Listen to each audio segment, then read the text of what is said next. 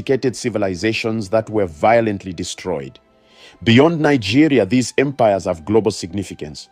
They prove that complex state organization, sophisticated art and economic development were not European monopolies. They demonstrate that the scramble for Africa was the violent conquest of established civilizations by technologically superior invaders.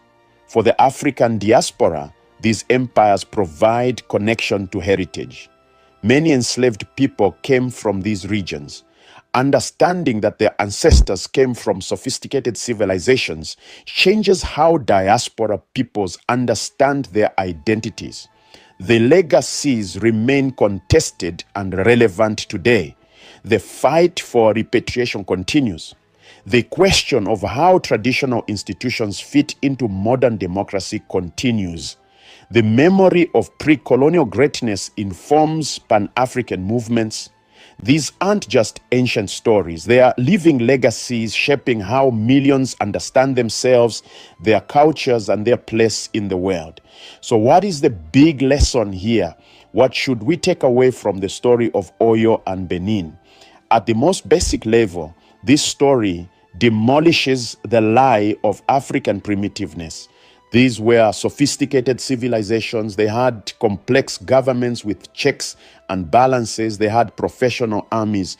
They had vibrant the artistic traditions. They had the economic systems that participated in global trade networks. They had philosophical and spiritual traditions that provided meaning and order to people's lives.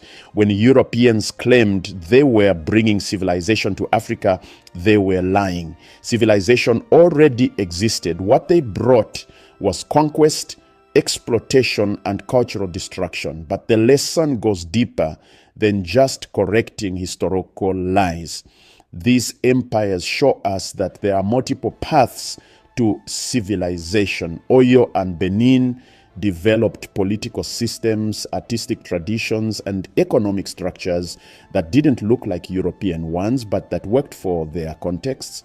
The Yoruba city-state system was different from European nation-states, but it was no less sophisticated. Benin's bronze casting was different from European artistic traditions, but it was no less beautiful or technically accomplished.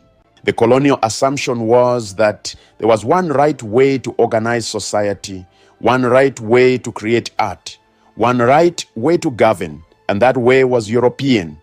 Everything else was primitive, backwards, inferior. But Oyo and Benin proved that assumption wrong.